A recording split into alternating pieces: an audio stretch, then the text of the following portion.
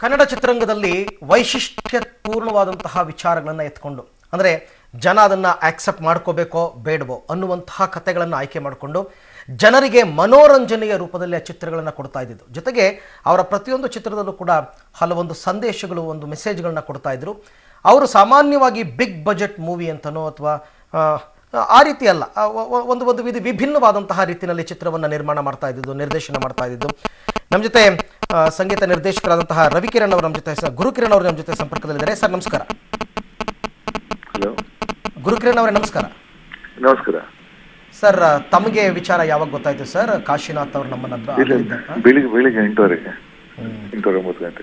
ಆ 80ರ ದಶಕದ ಸಿನಿಮಾಗಳು, ಕಾಶಿನಾಥ್ ಅವರ ಚಿತ್ರಗಳು ಅಂತ ನೆನಪಿಸ್ಕೊಂಡಾಗ ತಮಗೇನು ಅನಿಸುತ್ತೆ? ಇಲ್ಲ, ತುಂಬಾ ಈಗ ಒಂದು ಚಿತ್ರರಂಗ ದಾರಿಯಲ್ಲಿ ಹೋಗ್ತಾ ಇದ್ದಾಗ ಇನ್ನೊಂದು ತಾರೀಕು ಹೇಳ್ತಂದವ್ರು ಅವರು ಹೊಸಬ್ರು ಅಂತ ಫಸ್ಟ್ ಶುರು ಮಾಡಿದ್ದ ಲೆಕ್ಕದಲ್ಲಿ ಅವರೇ ಒಂದಷ್ಟು ಜನನ ಹೊಸ ತಂಡ ಕಟ್ಕೊಂಡು ಹೊಸಬ್ರನ್ನ ಇಂಟ್ರೊಡ್ಯೂಸ್ ಮಾಡಿದ್ರು. ಒಂಥರ ಒಂದು ಹೊಸ ಆಯಾಮ ಶುರು ಮಾಡಿದೆ ಇಂಡಸ್ಟ್ರಿಯಲ್ಲಿ. ಅಲ್ಲಿ ಒಂದೇನಾಗ್ತಾ ಇತ್ತು ಅಂದ್ರೆ, ಹೊಸಬರಿಗೆ ಅವಕಾಶ ಕೊಡೋದಕ್ಕೆ ಸಾಮಾನ್ಯವಾಗಿ ಹಿಂದೇಟ್ ಹಾಕ್ತಕ್ಕಂಥ ಸಂದರ್ಭದಲ್ಲೇ ಅವ್ರ ಅವಕಾಶ ಕೊಟ್ಟಿದ್ದೆಲ್ಲ ಹೊಸಬರಿಗೆ, ಅವರೆಲ್ಲ ಇವತ್ತು ದೊಡ್ಡ ಹೆಮ್ಮರವಾಗಿ ಬೆಳೆದಿದ್ದಾರೆ. ಗುರುಕಿರಣ್ ಅವರೇ, ಹೌದು ಆಕ್ಚುಲಿ ನಾನು ಬೆಳೆಯ ಕಾರಣ ಅವರೇ ಒಂದು ಲೆಕ್ಕದಲ್ಲಿ.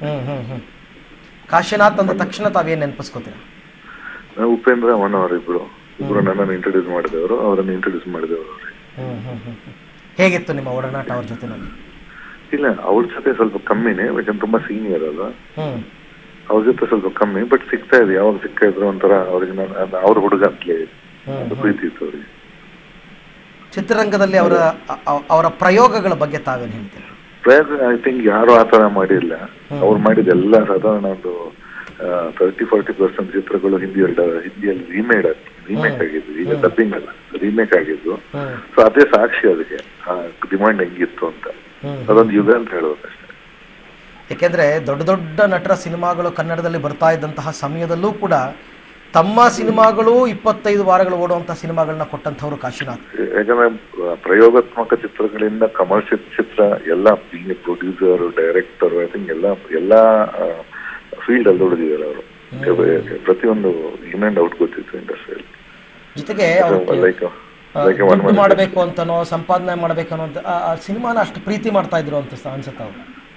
ಸಿನಿಮಾ ತುಂಬಾ ಪ್ರೀತಿ ಮಾಡ್ತೀವಿ. ಇಲ್ಲದಷ್ಟೇ ಸ್ವಂತ ದುಡ್ಡು ಹಾಕೊಂಡು ಹೊಸಬ್ರನ್ನ ಹಾಕೊಳ್ಳೋದು ಇದು ಯಾರಿಗೂ ಅದು ಮಾಡಿದ್ರು. ಆಮೇಲೆ ಈ ಮಧ್ಯಮ ವರ್ಗದ ಸಣ್ಣ ಸಣ್ಣ ಕಥೆಗಳನ್ನ ತಗೊಂಡು, ಜನಗಳ ಮಧ್ಯದಲ್ಲೇ ನಡೆಯುವಂತ ಕಥೆಗಳನ್ನ ತಗೊಂಡು ಅದನ್ನ ಒಂದ್ ರೀತಿ ಅದಕ್ಕೊಂದು ಒಂದು ಕಾಮಿಡಿ ಟಚ್ ಕೊಟ್ಟು ಸಿನಿಮಾ ಮಾಡ್ತಾ ಇದ್ದಿದ್ದು. ಪ್ರತಿಯೊಂದು ಲೈಫ್ ಇದು ಪ್ರತಿ ಸಿಂಪಲ್ ಇನ್ಸಿಡೆಂಟ್ಗಳನ್ನ, ಸೀರಿಯಸ್ ಇನ್ಸಿಡೆಂಟ್ಗಳನ್ನ ಕಾಮಿಡಿ ಮಾಡ್ತಾ ಇದ್ದಾರೆ. ಓಕೆ ಗುರುಕಿರಣ್ ಅವರೇ, ಥ್ಯಾಂಕ್ ಯು ಪಬ್ಲಿಕ್ ಟಿವಿ ಜೊತೆ ಮಾತಾಡಿದ್ದಕ್ಕೆ.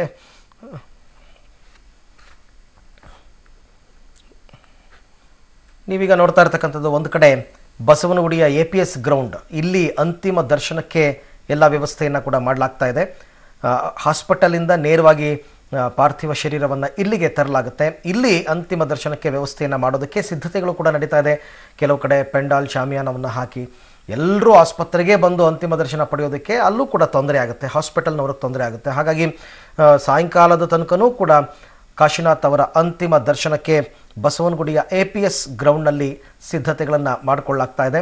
ಅವರ ಸಹೋದರರೆಲ್ಲರೂ ಕೂಡ ಇದರ ಉಸ್ತುವಾರಿಯನ್ನು ವಹಿಸಿಕೊಂಡು ಅಂತಿಮ ದರ್ಶನಕ್ಕೆ ವ್ಯವಸ್ಥೆಯನ್ನು ಮಾಡ್ತಾ ಇದ್ದಾರೆ.